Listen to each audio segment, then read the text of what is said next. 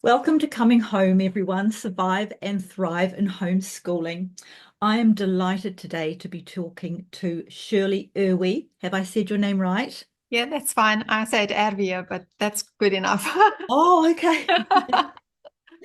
Shirley heads up the Lime Feather Learning, which offers educational courses designed for life and work in the 21st century, aligned with university and career readiness requirements for this millennium. Courses to prepare you for a successful future. I really like that paragraph that I took up from your website there. So welcome along, Shirley. Thank you for having me. I'm sure we're going to have a good discussion. I'm sure we will. Why don't you introduce yourself a bit more than what I have done, and in a nutshell, give us your why so that we've got that introduced. But I'd like to return more to your why and your homeschooling story a little bit further in the podcast. So please tell us a bit more about you. Well, I've been homeschooling since 1997. I started with my stepdaughter, who was 5 or 6 at the time, and my own 6 children have all been homeschooled all the way. Um, 4 have completed their GED as their school exit exam, and my younger 2 are still being homeschooled currently. So yeah, it's been an interesting 25 plus years. Yes. Oh my, there's a lot of experience and wisdom in there. Fantastic. Yeah, I think so. I think we all learn as we go, and we all grow in confidence as we see that we're getting things right, even though we learn by our own mistakes along the way as well. That's right. There are very few of us that wouldn't change a few things if we could go backwards. All right. Well, I'd like to get straight into what you do with the Lime Feather Learning and talk about GED and SAT, since they both kind of are related with the Yes. intention. How did they come to your notice in your homeschooling life? Well, as my oldest child was sort of mid-secondary years, age 14, 15, I started researching the options to get a school leaving certificate that would enable my children to study further if they wanted to. And of course, there's, what the public school system offers. And then there's other options from overseas like Cambridge that many homeschoolers follow. And then I heard about the GED, and nobody I knew was really talking about it or pursuing that option. So I researched it and found out how it worked and checked that universities would accept this credential as entrance for degree courses. And it just looked like such a great solution because for me, who followed an eclectic style of home educating with my children, I was very reluctant to get back in the box and kind of do school at home, and follow a very rigid and structured um, program in order for my children to get a high school certificate.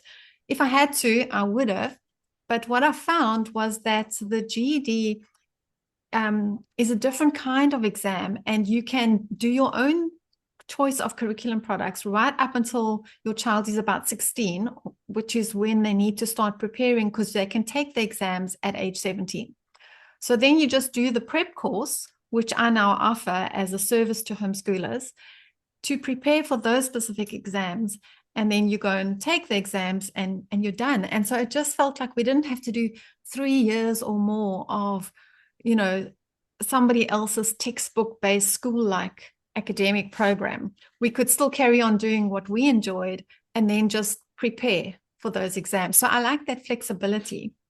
And the other thing was that you can take the exams, you can book the tests on dates that suit you. So there's not the stress of, exam periods in mid-year and the end of the year.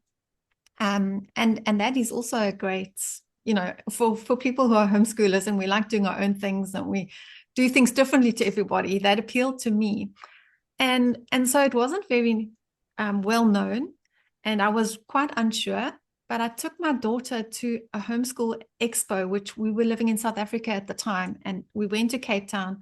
And I showed her, these are the school textbooks. This is what you can do if you do Cambridge. This is whatever. And she came home, and when we discussed it, she just said, Mom, I like what we're using. I want to carry on with what we're doing for science and social studies and our maths program. I'm going to do the GED.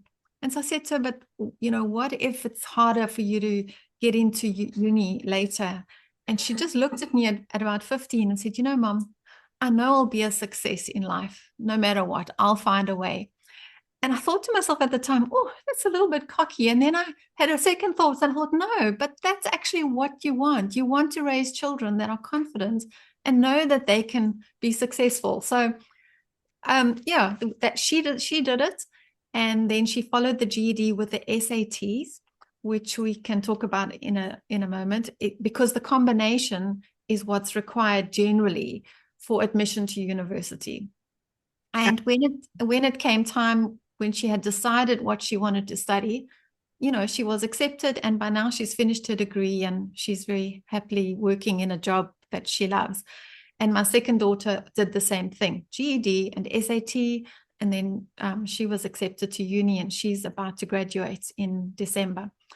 So, we found a solution that worked for us and gave us that freedom that we wanted for as long as possible. Mm. So really, it's an alternative to going down the correspondence school, let's say in New Zealand, and Yes, tracking with the NCA curriculum. that's It's right. another way, another tool in your toolbox of how to get what you want. In this case, getting into university or some kind of tertiary institution because you've got some kind of diploma or results. Yes. All right then. GED is an acronym. What does it mean? Apparently, it was called General Education Diploma, but that acronym has now been trademarked by the GED testing service, and they just call it GED. But basically, it was a credential that was initially offered from the 1940s when young men were coming back from World War II and they needed to complete their education so that they could, now get back into a career in civilian society. And so it was initiated as an alternative to an American high school diploma. And since then, millions of people have done this credential, either because they dropped out of high school when they were teens or because they're just looking for an alternative to the mainstream system, like many of us who are home educators. Mm. So I'm seeing then that it's a US based curriculum. Is it a curriculum or is it? Not really, it's a test, and there is no prescribed curriculum to that you must study, as in specific content that is prescribed for each subject. So we offer a prep course that's created actually by a third party, not the GED testing service themselves, but another company, but it is authorized by the GED testing service. And the study program is designed to develop your skills rather than your knowledge of specific subjects and content, because that's what the GED tests. It doesn't test memorization. So you don't have to know, all the details of the Napoleonic Wars or the American Revolution or World War II for social studies. It will give you questions that are more like a comprehension test, where you might get either a text you must read or a graph or a map, or in science, it could be diagrams. And obviously in maths, it's mathematical problems that you have to use the information given to calculate the correct answer. And then the format of the test is mainly multiple choice, except for the essays. So usually, even if you get a topic or content that's unfamiliar to you, you should be able to read the information, reason it out, and puzzle out the correct answer from what is given. So it's reading comprehension skills mainly that it's testing, and then the ability to think critically and to reason. And obviously in maths, there's some calculating that's, math skills are required for maths. So if you were to draw a comparison between the GED requirements and we'll say level 3 NCA preparing to go to university in New Zealand, how would you, based on what you've seen, compare the two in terms of what you must know to pass each set, or even to put it another way, which is more thorough in its requirements of the student? Well, it depends on your point of view about what you think is required. I think most school exams, look, I wasn't raised in the New Zealand school system. I'm from South Africa, so I'm not as familiar with it as many of your viewers probably are. So you can actually correct me if I'm wrong. But generally, school exit exams are still modeled on the last century's mode of operating, where we study and cram the night before our exams to memorize as much information as we can, especially on the learning subjects. And then we have to write, our answers down and regurgitate that information in the examinations. So the modern way of doing things, and I've seen this even with my girls at uni, often that we now in this millennium, people get given open book tests where you have to know how to research the correct answers. My kids the other day at the dinner table were amazed when my husband and I were talking about how we had to memorize the periodic table for science. They looked at us and they said, why would you do that? Because they just look on their phone and they can look it up. So the way information is accessible nowadays has changed. And so the way we are tested in the mainstream school system, I think, is still based on that traditional old century model of operating, where you had to memorize things a lot. Now I'm losing my train of thought. What was your question again? I was looking to compare the quality required of you in order to be able to. Oh, yes. Right. Yeah. So look, I'm not an expert on what is considered quality, but I think people need to know that the GED is a different kind of exam. And so it's testing your skills. And, any exam is a test of what that exam tests. So if it tests memorization skills, then that's what you've been tested in and that's what you've been scored in. If it's reading comprehension, then that's what that exam tests and that's what you get scored in. Which one is better quality? Well, that's open for debate. It's a different kind of exam. Sure. All right then. So you can use it in New Zealand and many other places around the world to apply to tertiary education. Is there any university or country that does not accept GED along with SAT? South Africa. They used to, and then they decided that they would no longer give what they call foreign conditional exemption, which is basically university entrance to South Africans with this foreign credential. And I think it's got to do with the fact that in South Africa, generally to get a exemption to university, you have to have two languages, English and another, one of the official languages from South Africa. And the GED doesn't include a second language. So I think that's the reason. I'm not actually too sure why. But in most other countries, the rule of thumb is generally whatever is accepted in the home country of a credential will generally be accepted by other countries around the world to allow for the global mobility of students. So in America, a GED and SAT is generally accepted by universities. And so most foreign universities around the world will also accept that credential. And I've checked with all 8 in New Zealand, and they have confirmed they do accept that. That's interesting. Because when I look at the options for gaining entrance to university, our children all use discretionary entrance application. Not all the universities in New Zealand accept that. So at the time, and I'm going to assume it still is, you needed NCEA, Cambridge, baccalaureate, maybe ACE if you had something supplementary to get into Auckland University, vet school and med school. Yes. I don't know what the situation there is. For our children, getting into Massey via discretionary entrance was very doable, but that's not the subject of the interview. So I won't go down that one. But I'm just really interested, for the sake of home educating families, that here's another tool that they can utilize in their family as an option, because so many don't know about it. I've never heard of it. Yes. And they're feeling that they must go back, say, to correspondence school and get that, because our second son wanted to go to engineering school, and they were very strict in that you needed 2 NCA, and there was no exception in physics, and I think it was stats. I don't think it was calculus.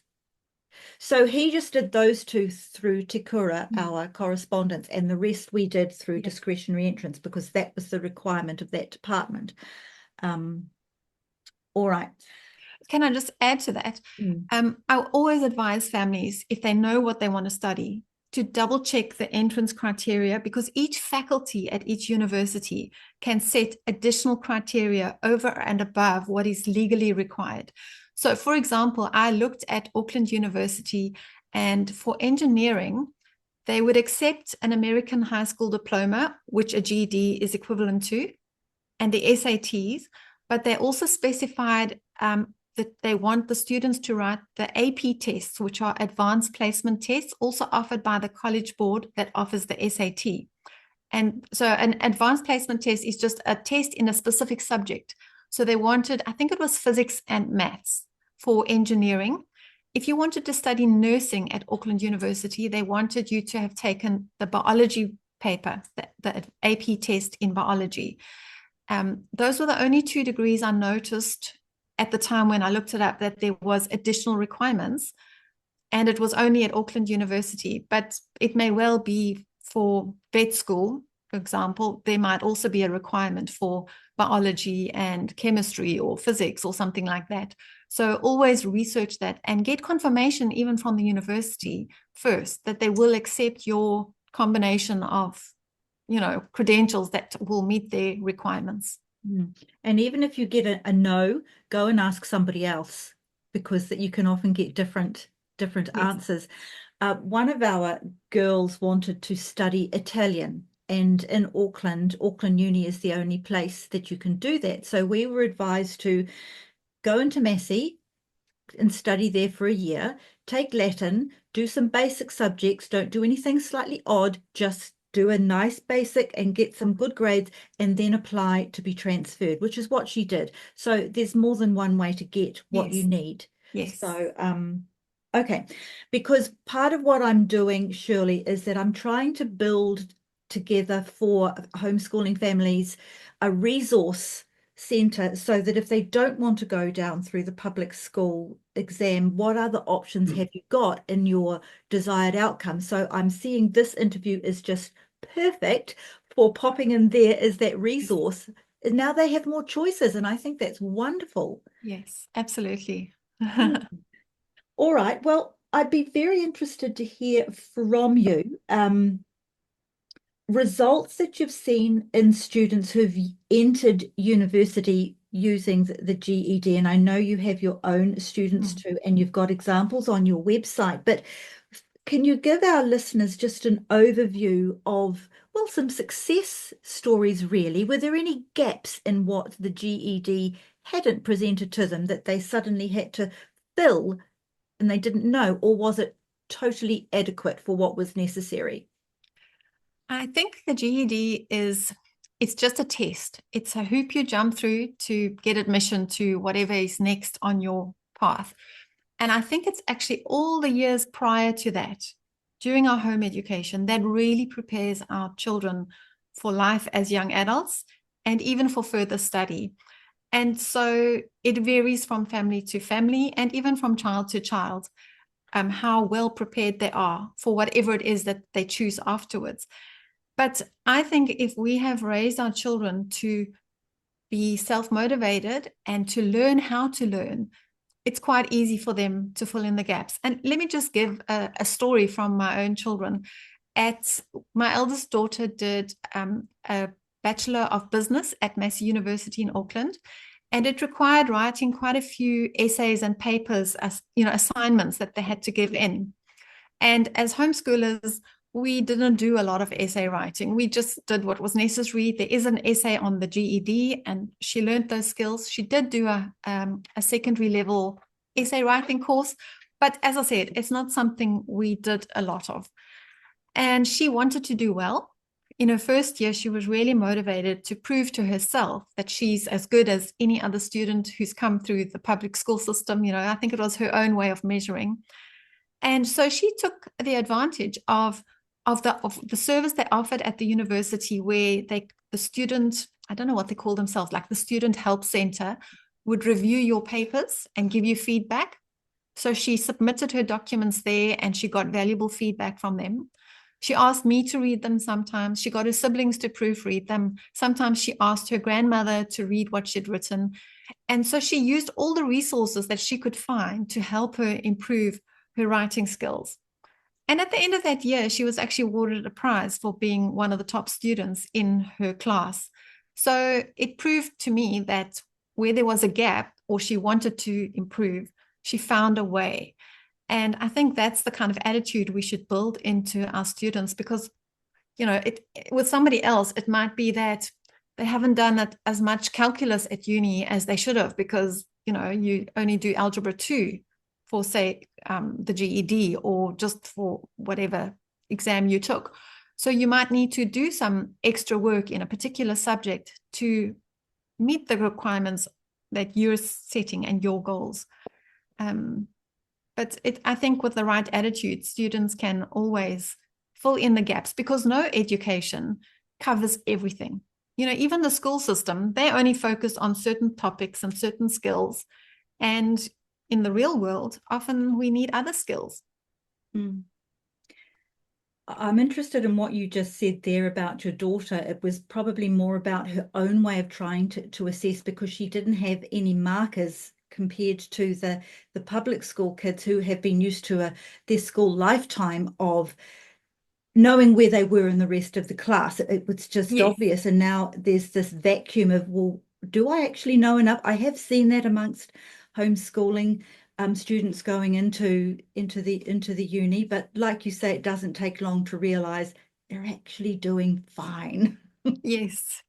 And I think the character that they have, that most parents as homeschoolers build in, like, our children learn to take ownership of their work. Mm-hmm. They're doing it for themselves by the time they get to secondary level, not like school kids that just have to be in school, just have to get through this. Just, why am I doing this? They generally, I was a good student at high school, but I also had a bad attitude a lot of the time, because it just felt like I was forced to be there. Yeah. It's interesting that what we train our own homeschooled children to be and do in their attitude and taking responsibility as they're growing up, so that when they're at uni, generally speaking, but in the university at Massey anyway, we knew that they were very keen for homeschooling students to go to them, because after they'd had the first crop come through and they were satisfied that they were actually quite normal, they found that they are self-initiating. They don't wait to be told what to do. If they don't know something, they go and ask, and they work very well by themselves, as well as all ages and ranges within in their classes. So they're actually a very well-rounded student as a result of their previous years at home. So I hope that's a sense of encouragement to listeners too. Your kids, you've trained them well at home. They're going to be amazing if they're going to do extra study. Yeah. My one daughter even negotiated the topics of her assignments. So she was given a specific topic, and then she went to see the lecturer and she said, but, can't I change the angle and do it like this and say that? And, and I just had to laugh, because that's sort of what my kids do with me. That's their attitude at home. So it just carried on. And the lecturer was quite open to the changes that she wanted to make. And she negotiated, what she did her assignment on to suit herself. Which is an amazing life skill. In fact, it would have been an interesting thing to be a fly on the wall in the staff room to hear them discussing that kind of extra skill that these homeschooling students had coming in. I love it, actually. That's brilliant. All right. Well, if I was to put my homeschooling mama hat on, if I was going to go backwards, because I'm looking for options for our children, because we know we don't want them to go back into the public school system, because it's just not the way we wanted it.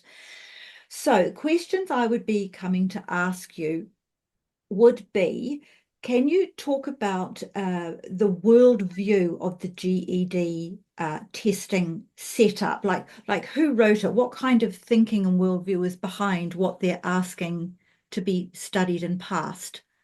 Right. I can't answer who wrote the programs, but you know, I'm a person with a specific faith, and I've never seen anything in there that's sort of a red flag. And I think the reason is that the type of questions are to test reasoning and thinking. It's not like the school system or most public school systems that come with a whole ideology behind it. So, you know, by secondary level, I think your children should also be quite firm in what your family values are and what your beliefs are, and they know that there are other views out there. So it shouldn't, there's nothing in there that's going to rattle that, as far as I'm aware at this point in time. It shouldn't be a concern.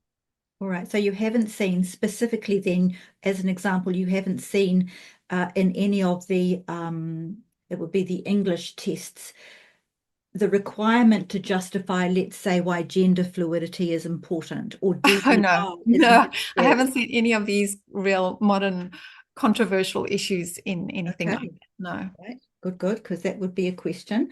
Um, in the English test that you're preparing for, we come from a Charlotte Mason approach background, so the level of literature was very important. And when we compared what our children were reading compared to what was required in the NCA, I wouldn't even call it literature, we'll say reading requirements. Is there any freedom within that you can work in the tests from your own choices in literature, provided they meet a requirement?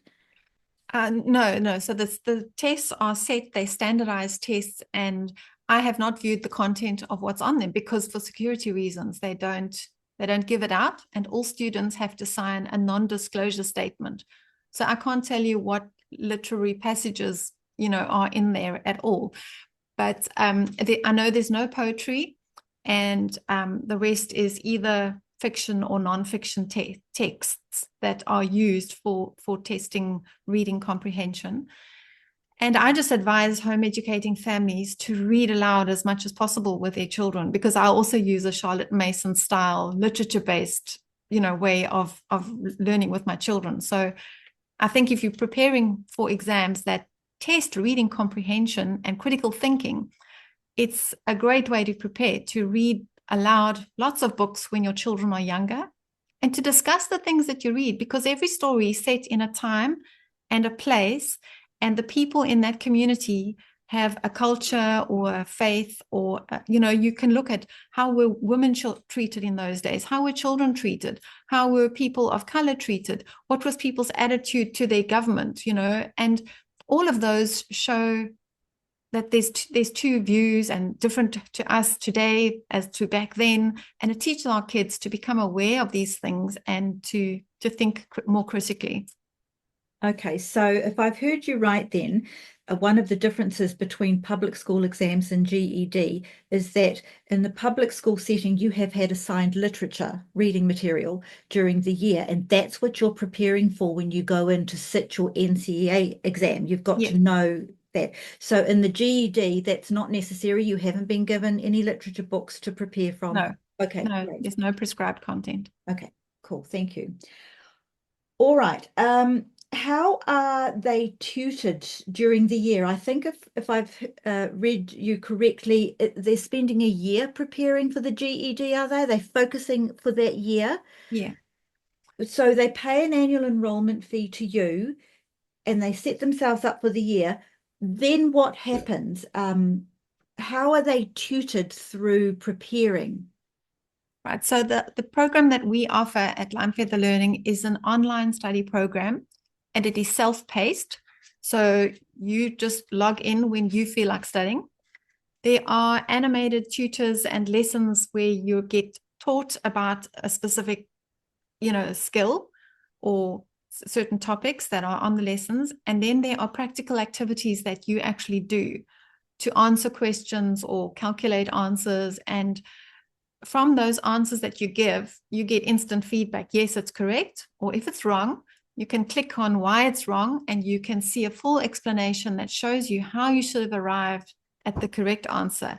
So students can learn from their mistakes as well as, by guessing right. Sometimes you guess the answer right in multi-choice, and then you can click on the answer and see, well, why is this the correct answer? It wasn't just a lucky guess. You learn how to get the correct answer.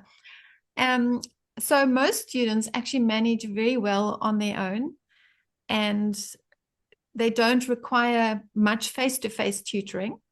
But there are some students who have learning difficulties, or perhaps children who've really just got lost in the school system and they've got gaps in a particular subject. Often maths is the one that most parents have anxiety about.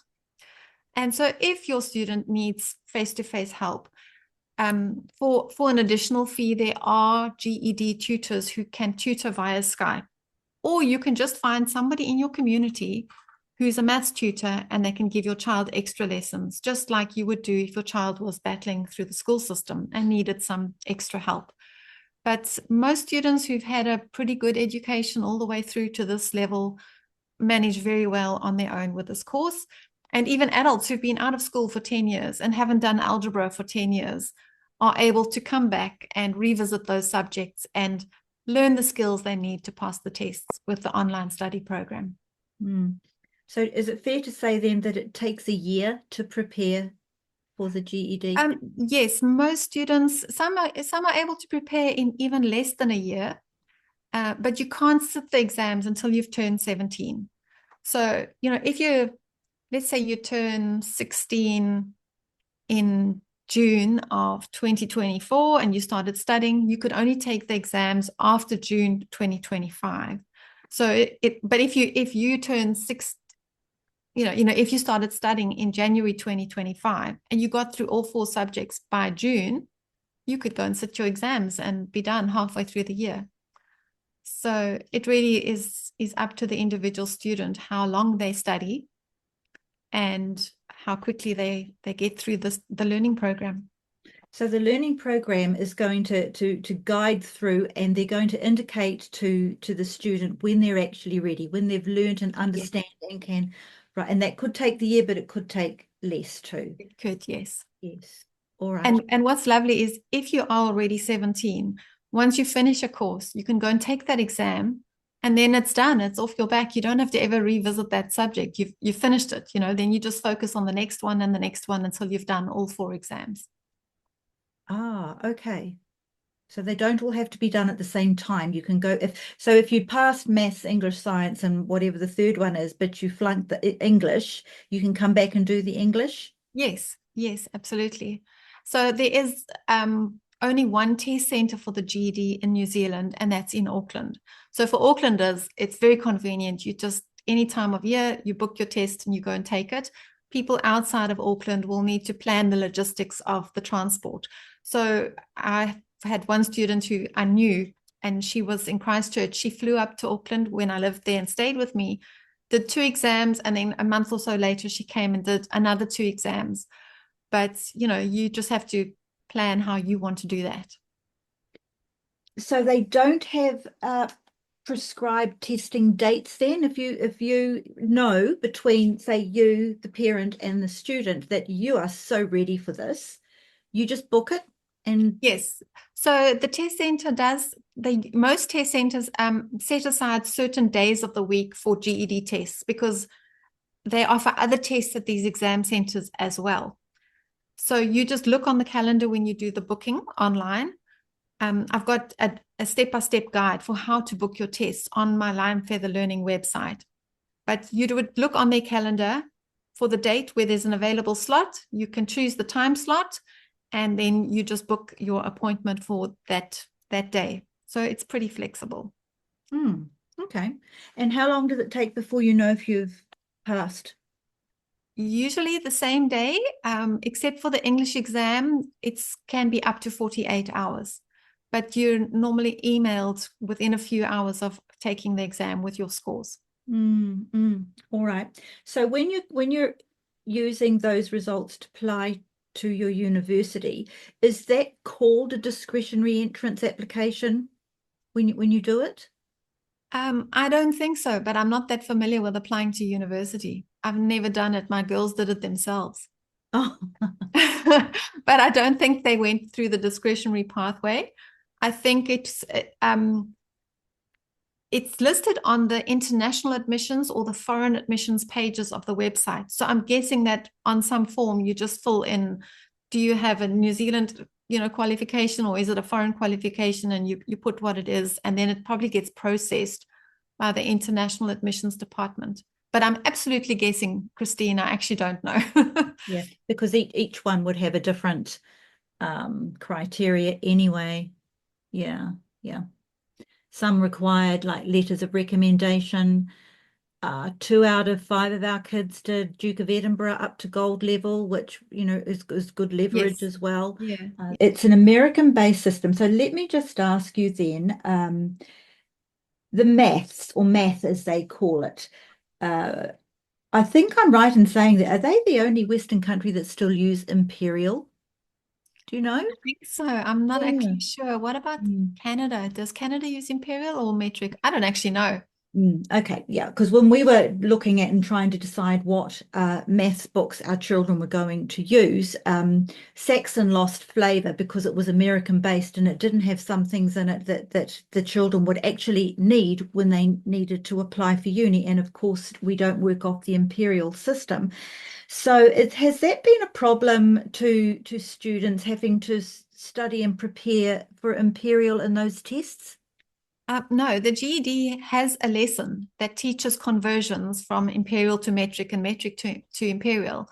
And if you think about it, American students need to learn how the metric system works because the rest of the world uses that. And, those of us that live in countries that use metric, we need to learn how imperial works because we're all connected via the internet these days. So it's a valuable life skill. And I haven't found that anybody struggled too much with that or felt that they were handicapped by that because they hadn't been born and raised in America. It's not an issue. Well, that's reassuring because in my mind going back, if that would be one of my yes or no pivot Yes. points. So that's reassuring to hear that. And you're right, it is very international now, and I often use. I mean, I still talk about babies' births in pounds and ounces, and I'm 5'8". Don't ask me what that is in centimeters, but I'm Yes. kilometers and weights and everything for cooking. It's one of those, our generation is that doing both kind of one. Yes. All right then. Now in the introduction that I gave for you that I took off your website, you've got that the GED prepares students for this millennium. It does have a different way of seeing life and doing life as opposed to the 20th century. So what's different about this millennium? Oh gosh, we're, a quarter of the way through it already, but what's different about this millennium that we're preparing our students for? Yeah, that's a good question. I think I think the big thing that I've seen is that we're in the information age still, and the previous millennium school system didn't take that into account.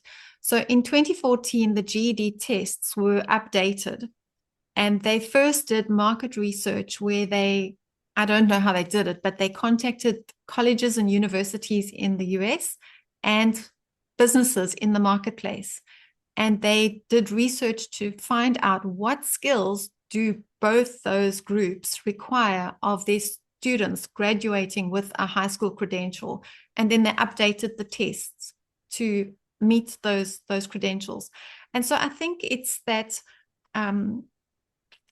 ability to do research and to read information and to read more critically and to read between the lines. I mean, I think we all need to learn that skill in this day and age with the media and the, I suppose it's always been biased and corrupt, but it's just so blatant in this day and age that we all need to learn to read between the lines, to be able to pick up on innuendos and see where information is missing or lacking and recognize bias when it's there. And so I think those are important skills for people to have. Yeah, whereas, when I was at school, this was the information you were given.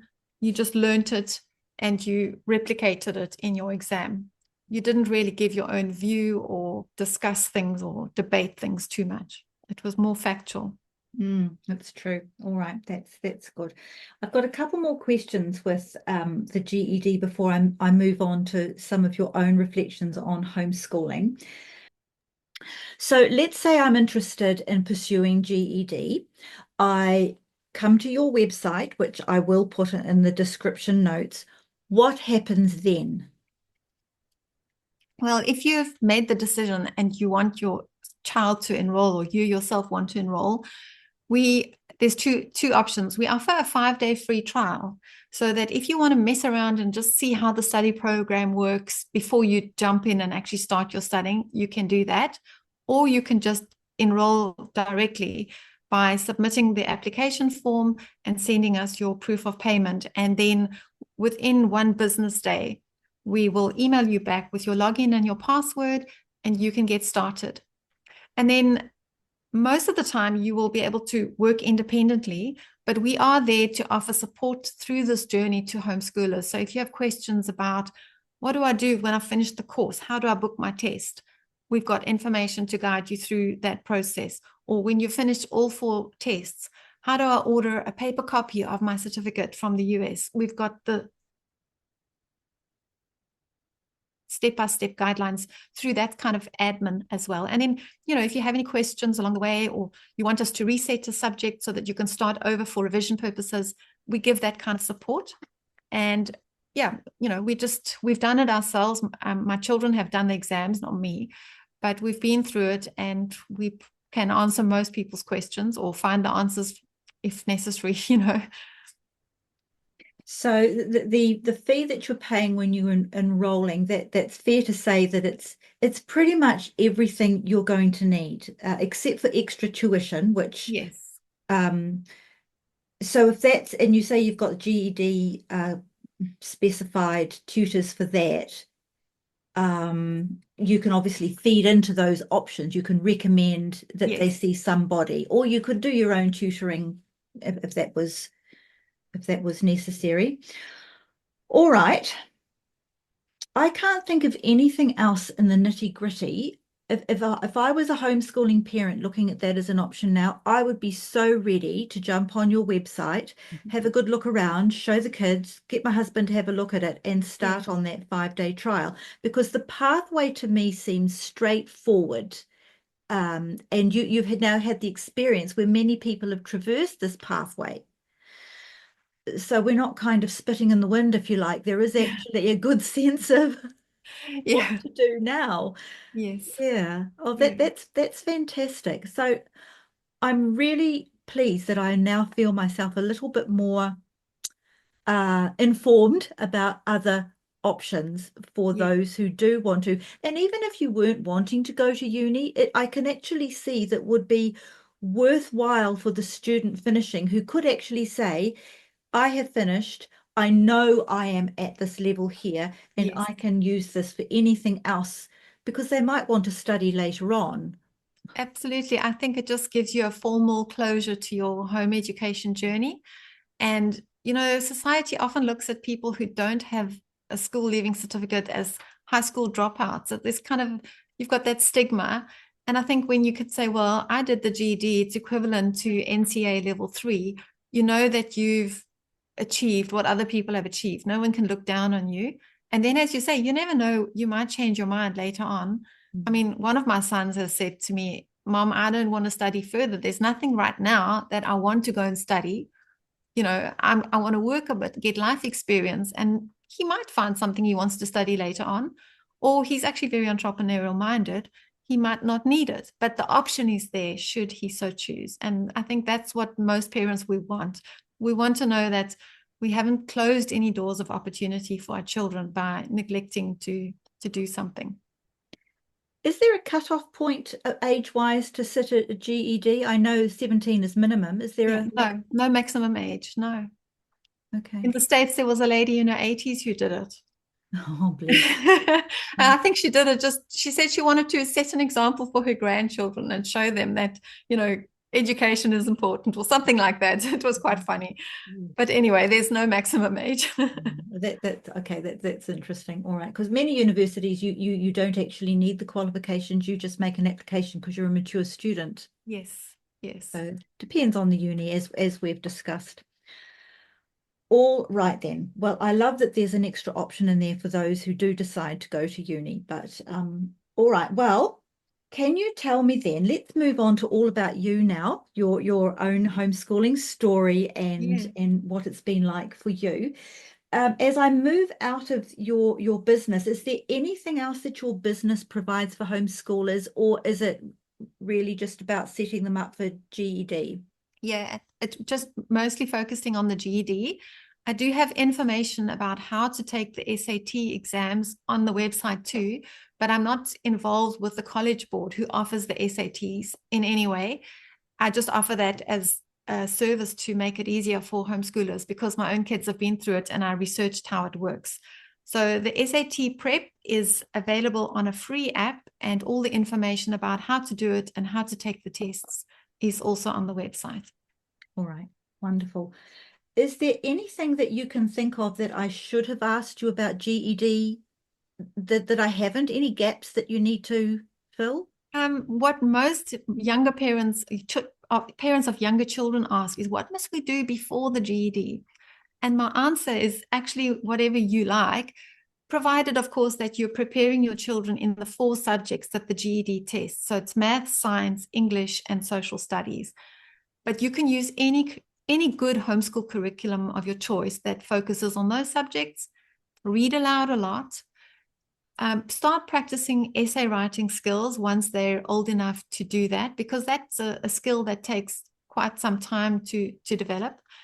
And then add in anything else that your children are interested in, because probably those are the things that they're going to focus on, more as they grow older. But just work on those 4 subjects using anything you like. And that's been our privilege in homeschooling, isn't it? In New Zealand anyway, you Yes. get to choose how you're going to teach your child. Yes.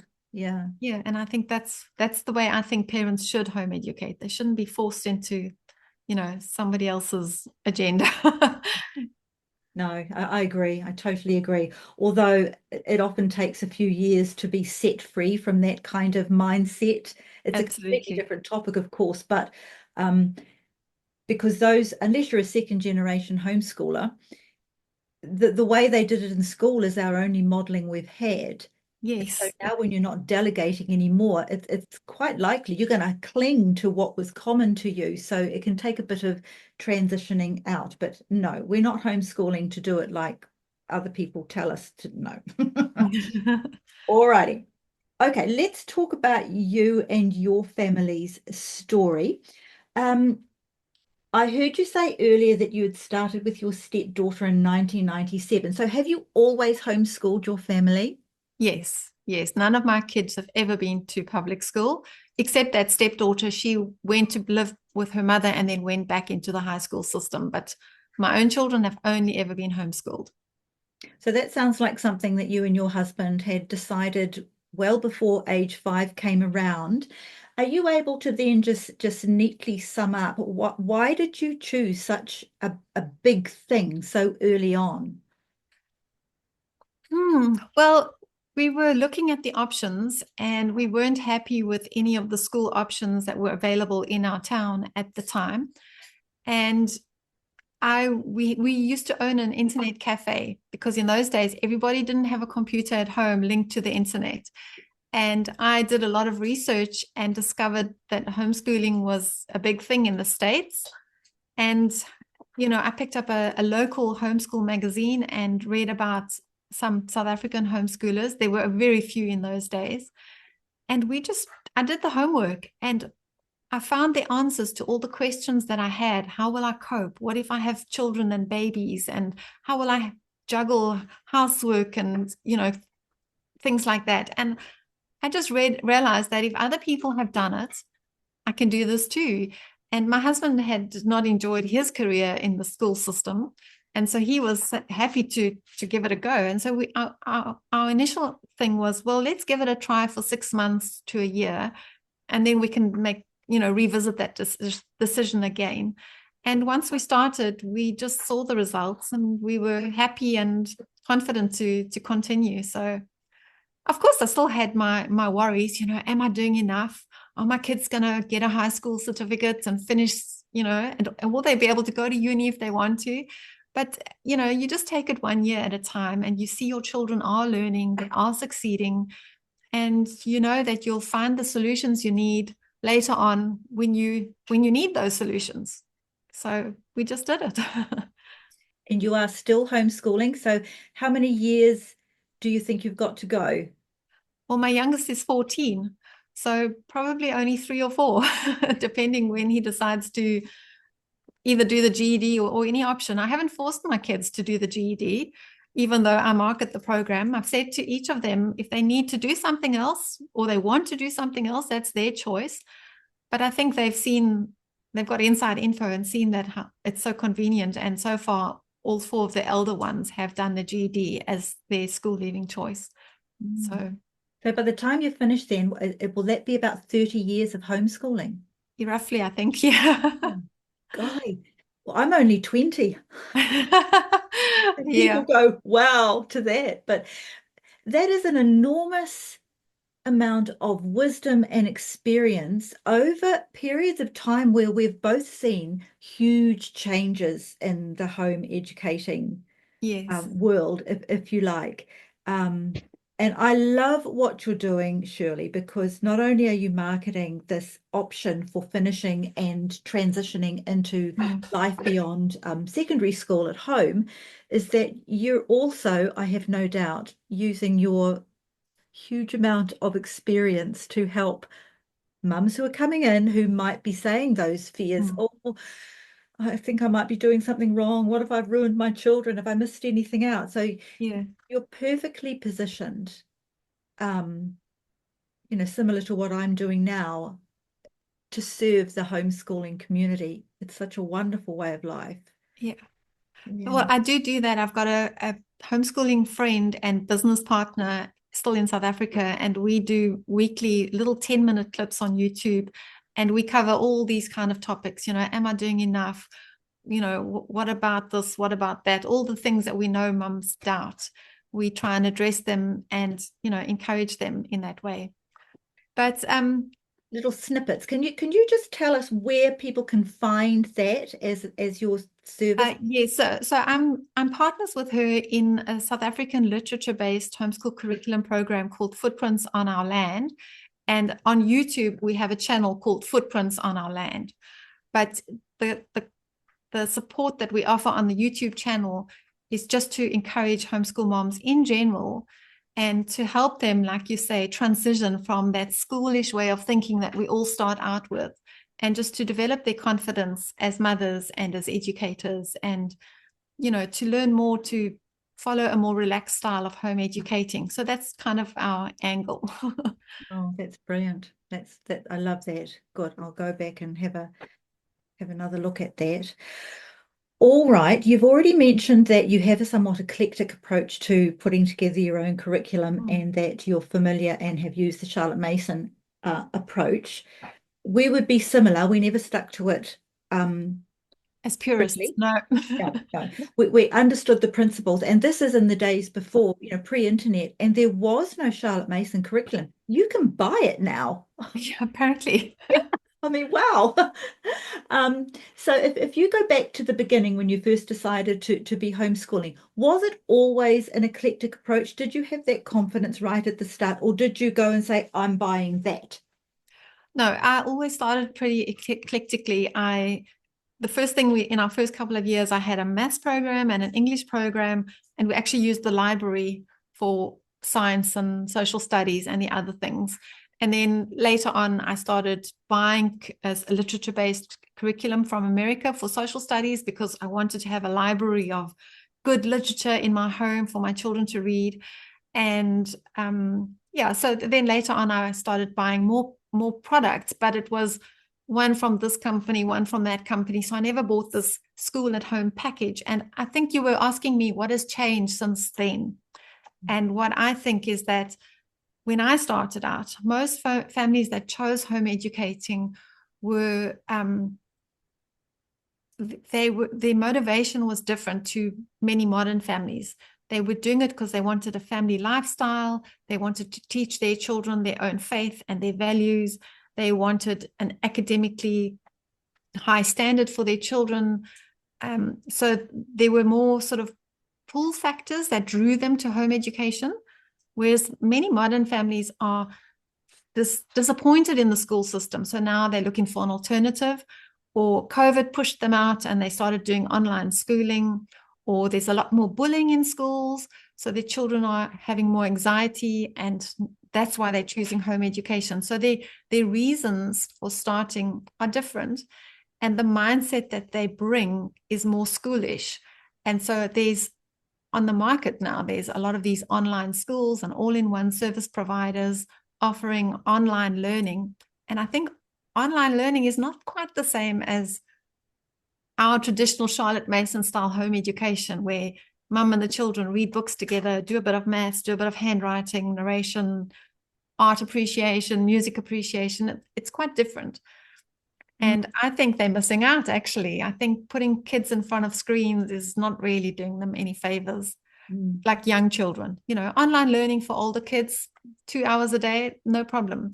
But I think to just dump little kids on screens and expect somebody else to take them through whatever is on those programs is not, it just doesn't build the family like offline home education can. Right. But then, as you've already said, we didn't actually have that choice. If you decided to homeschool, that was it. You had left. There was no sense of working with the school or going online as you've got, or employing tutors or other teachers. It was a huge decision because all of a sudden you weren't delegating anymore. It was on you. So Yes. if you had chosen that, you just had to turn around, face your dragon, and get on with it. Yeah. And that was life. Whereas now you do have these other options. We're not going to know till we're a bit further down this period of time, is that whether that option of more online semi-homeschooling, depending on another setup, is a transitionary phenomena, or whether that will actually become like a third option of schooling, and people will just keep going where you're not quite in and you're not quite out of the system. You're still employing others. I don't think we're going to know that for a little while, but I watch with interest as to see what's going to happen. Is there anything that concerns you about homeschooling in the near future? I don't think anything more than what I've just said, that I think some parents might miss the opportunities they have of co-learning with their children by just reverting to online schooling. I think that's going to be a shame. But other than that, no, I think generally parents make good decisions for their children, and where they hit obstacles and hiccups, they are highly motivated to find solutions. Whereas children in the school system don't have somebody looking out for them one-on-one like they do when they're at home. And automatically your child is at an advantage just simply because that's the fact of life, is the homeschooling family. Yes. Yeah. Mm-hmm. And that should be strengthening, I think, too, for listeners who are worried about that kind of thing. I've told mums, nobody in the whole world knows your child like you. Nobody can love them, not even a devoted nana can love them like you do. You know what their weaknesses, their strengths are, whether you should use this approach to reading or that one, because that's the way God's made them. Yes. No one can do that. That child or children are already so privileged, and so the advantages for them. And I think the example you gave earlier of your teenager in the uni actually going to the tutor because that's what she's accustomed to, and negotiating what her assignment was going to be. Yes. Yeah, it's customized education that we are giving our children, and that's what it works. That's what gives them an advantage, I reckon. Yeah. So yeah. All right. So any other challenges coming up in homeschooling that you think we need to be taking note of? What do you see? I mean, you're still at the coalface. I'm just in the support area. I always worry that what I've seen, what happened in South Africa, and I think it could happen here in New Zealand, is as home education grows and becomes a bigger and bigger phenomenon, government becomes more and more concerned, and then they want to have more and more control. And then they start changing legislation and trying to put restrictions in, and they try to make us fit their admin system so that they can monitor it, you know. And I think that's something I would not like to see happen. Hope it never happens. But, you know, as home educators, we're just going to have to learn to stand up for freedom in education and protect our children's right to get this customized education. Mm. I'd like to have more of a conversation with you on that because I am preparing a podcast along those lines of we've just been through 5 years of a different way of living being practically forced on us, and people homeschool because they had no choice. Well, what if that kind of thing starts to happen again? What if the government do start to take notice and they start instigating?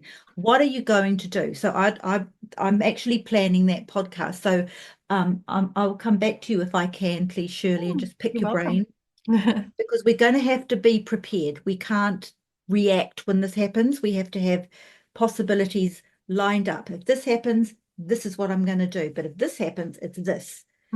That's what I'm thinking of. I'll come back to you on that. Thank you. We seem like-minded. We do seem that way, don't we? All right. Going back to your story then of your home educating in your family, the way you're homeschooling now, how does that differ from if you were to go right back to the beginning and stand back and look at yourself down the years? What's different now? I think my mindset when I started, like we've said, was comparing to the school system all the time because that was the only benchmark that I had. So you always wondered, am I doing as much as we did at school or what I remember doing in school? And it always felt like I wasn't doing enough. And I always stressed, you know, that I'm not doing enough. And then as I went through years of home educating, I started to realize, but, you know, the days when we didn't get through the books or the pages that I had prescribed for that day, something interrupted us. But actually, that was a lesson too.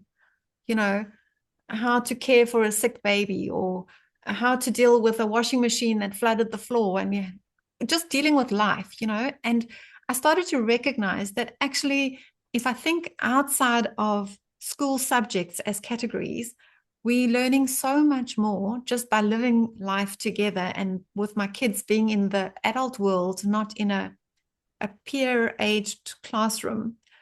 And I started to realize more and more that all of life is learning.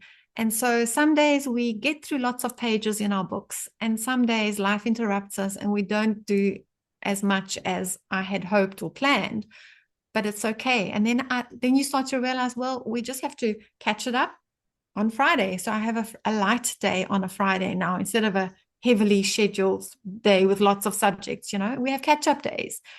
At one point, I even started scheduling in my term a catch-up week so that if I wanted to do spring cleaning and wash all the curtains that week, or we wanted to go on holiday, or grandma came to visit, we had a bit of flexibility. And now I don't even schedule that. You know, if we get behind, we just get behind with what I've planned, is what I mean. And there's no deadline in life. So you can plan to take your GED at 17, you can take it at 18, you can take it at 19. All our children are different. And what happens during the years of home educating also will differ. You know, what my eldest experience and what my youngest experience at different ages is completely different. In terms of things like you might move house, you might move towns, you might have another baby, you might have another 3 babies.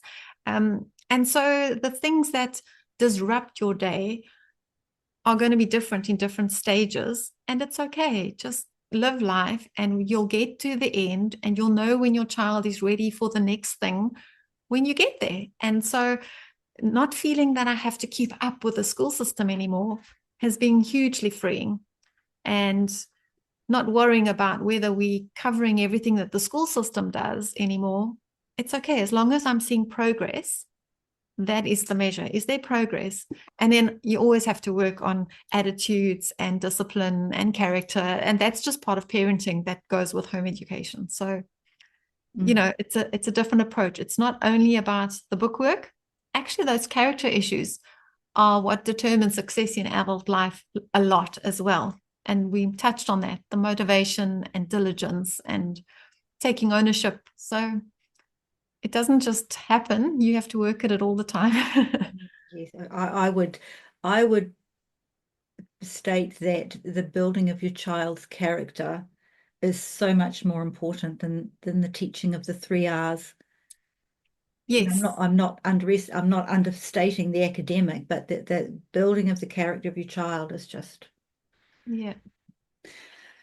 I was actually going to ask you what are a couple of tips that you would give to young families, but as you were just, looking down your own years, you've done it without going 1, 2, 3, 4. You've done it. So thank you for that.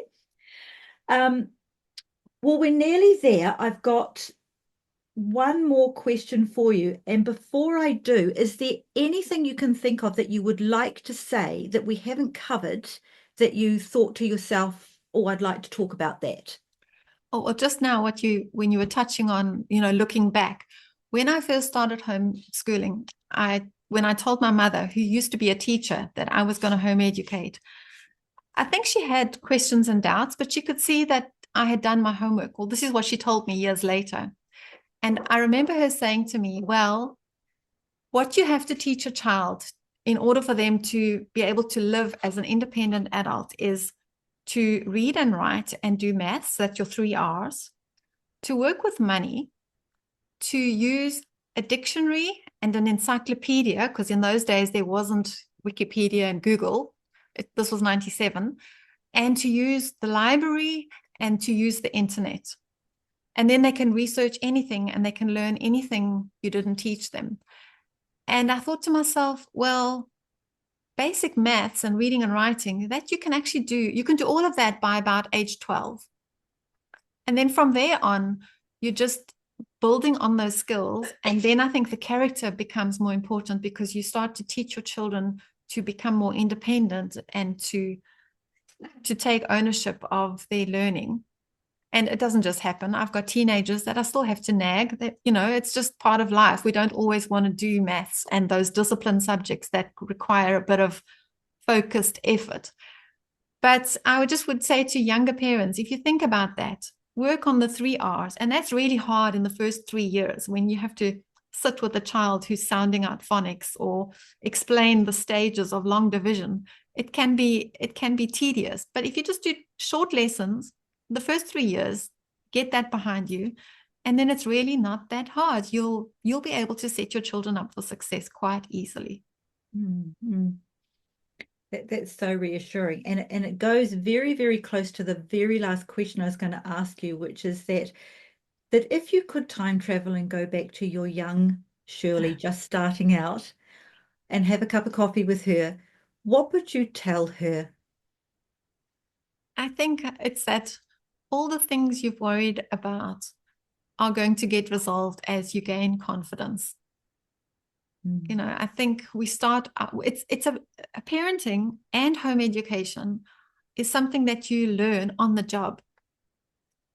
And as you learn on the job, you're going to find the solutions that you need. You're going to become more patient. People often say, oh, I could never homeschool. I don't have the patience. And my answer is, you only get patience when you need it. You develop it, and I think with so many other parenting skills, we develop the skills we need when we're confronted with the problem that needs that solution. That's such a reassuring thing to give to people.